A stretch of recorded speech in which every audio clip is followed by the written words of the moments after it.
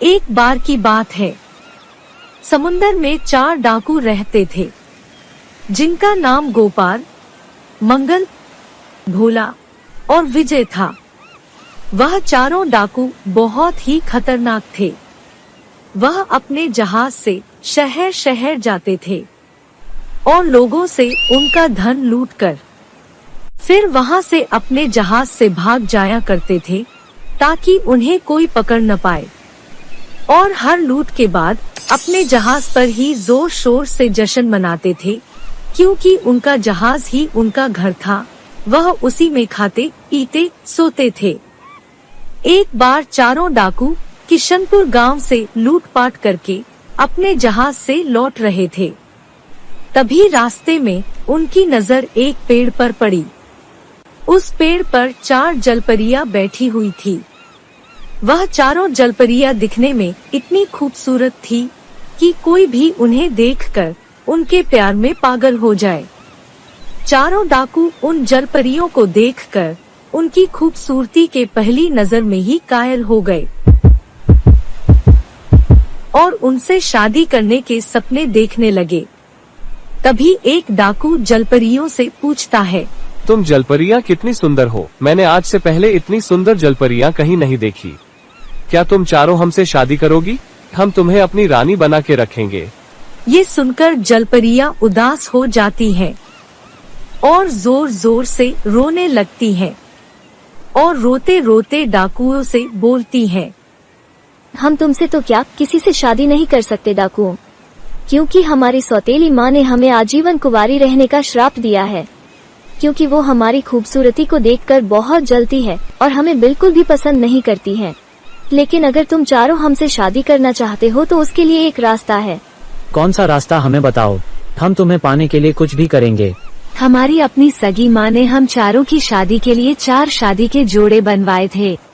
उन चारों जोड़ों में इतनी शक्ति है कि वो किसी भी श्राप और बुरी शक्तियों का काट कर सकते हैं।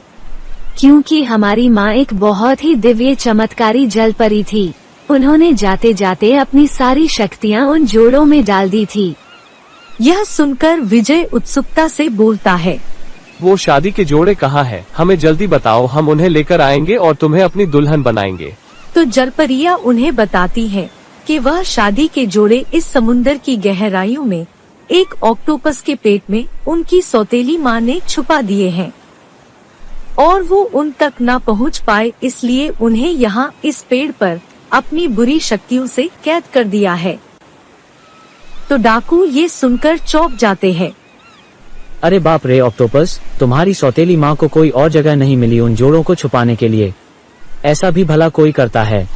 लेकिन क्योंकि चारों डाकू बुरी तरीके से जलपरियों की खूबसूरती को देखकर उनके प्यार में पागल हो चुके थे, इसलिए अपनी जान पर खेलकर उनके शादी के जोड़ों को लेने के लिए समुद्र की गहराइयों में जाने के लिए तैयार हो गए।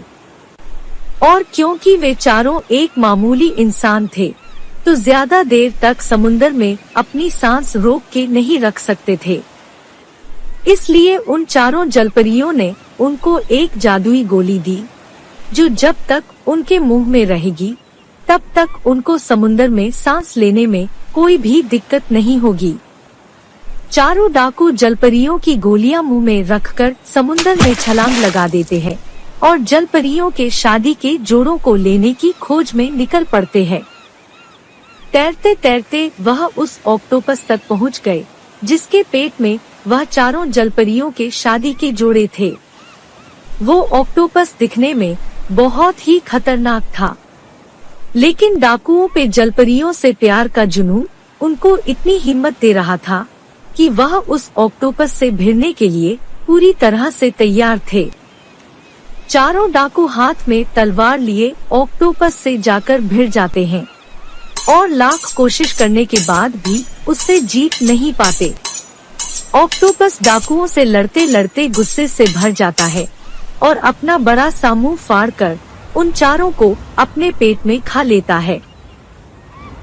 ऑक्टोपस के पेट में जाने के बाद चारों डाकुओं की जब आँख खुलती है तो उनके सामने 4 शादी के जोड़े रखे होते हैं, जिन्हें देखकर चारों बहुत खुश हो जाते हैं। अरे लगता है यही है उन चारों जलपरियों की माँ के बनाए हुए तिलिस्मी शादी के जोड़े। लेकिन अब वो सोचने लगते हैं कि इस ऑक्टोपस के पेट से बाहर कैसे निकला जाए।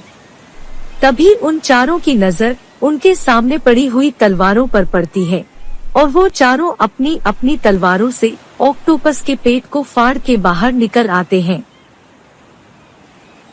पेट फटते ही ऑक्टोपस मर जाता है और चारों डाकू जलपरियों के शादी के जोड़े लेकर उनके पास चले जाते हैं। फिर वो जलपरियां उन जोड़ों को पहनकर दुल्हन के रूप में तैयार हो जाती है और अपनी सौतेली माँ के श्राप से और उस पेड़ से हमेशा के लिए आजाद हो जाती है। फिर चारों जलपरियां चारों डाकू से इंसानी रूप रखकर शादी कर लेती है। जलपरियों से शादी होने के बाद चारों डाकू अपने सारे बुरे काम छोड़ देते हैं और खुशी खुशी जलपरियों के साथ रहने लगते हैं। तो देखा दोस्तों, प्यार में इतनी ताकत होती है कि बुरे से बुरे इंसान को भी अच्छा बना देता है। आज के लिए इतना ही। अब मिलूंगी आपसे अगली कहानी के साथ। धन्यवाद।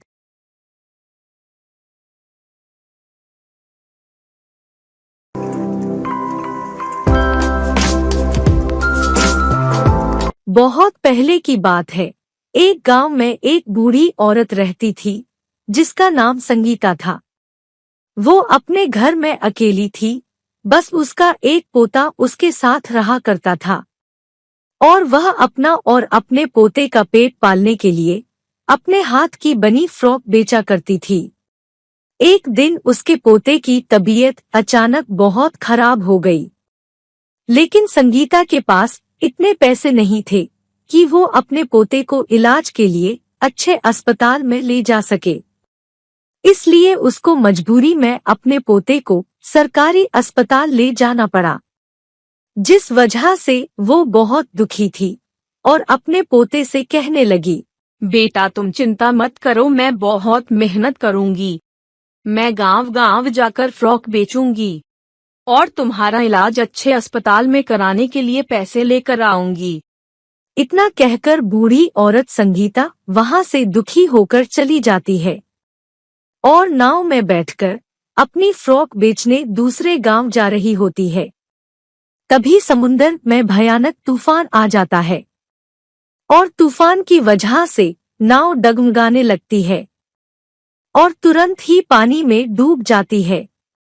साथ ही बुढ़िया की सारी फ्रॉकें भी पानी में बह जाती हैं।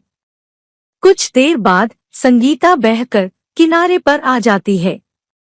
फिर थोड़ी देर बाद उसे होश आता है और उसने देखा कि उसकी सारी फ्रॉकें पानी में बह चुकी थी और बाकी बची खराब हो गई थी। ये देखकर संगीता बहुत जोर जोर से रोने लगी। तभी वहां एक अच्छी परी आती है और संगीता को यूं रोता देख उसे पूछती है, तुम क्यों रो रही हो? ये सुनकर संगीता रोते रोते अपनी सारी कहानी अच्छी परी को बताती है। अच्छी परी, इतनी मेहनत से मैंने ये फ्रॉकें बेचने के लिए बनाई थी, पर समुंदर में तूफान आने की वजह से मेरी नाव डूब गई और मेरी आधी फ्रॉकें पानी में बह गई और आधी खराब हो गई। अब मैं क्या करूंगी? मेरा तो बहुत नुकसान हो गया। अच्छी परी ने सोचा कि ये बहुत नेक दिल की अच्छी औरत है, मुझे इसकी मदद करनी चाहिए। तो अच्छी परी ने अपने जादू से एक जादुई फ्रॉक का पेड़ प्रकट किया। फिर संगीता से बोली, ये लो, ये एक जादुई फ्रॉक का पेड़ है। इस पर हर रोज तुम्हें ढेर सारी फ्रॉक उगेंगी।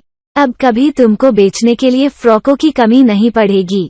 पर हाँ, ये याद रखना कि अगर तुमने कभी इसका गलत इस्तेमाल किया तो ये पेड़ अपने आप गायब हो जाएगा।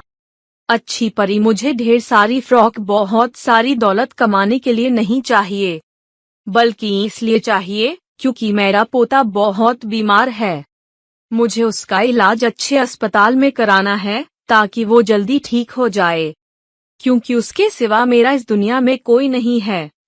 तुम्हारी सारी परेशानी इस जादुई पेड़ से दूर हो जाएंगी, क्योंकि यह पेड़ ही सिर्फ जादुई नहीं है, बल्कि इस पेड़ पर जो फ्रॉक उगेंगी वो भी जादुई फ्रॉक होंगी।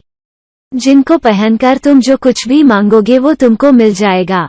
तो तुम एक काम करना, इस जादुई पेड़ की कोई भी फ्रॉक पहनकर अपने पोते को छूना, तो वो तुरंत एकदम स्वस्थ हो जाएगा और उसकी सारी बीमारी ठीक हो जाएगी।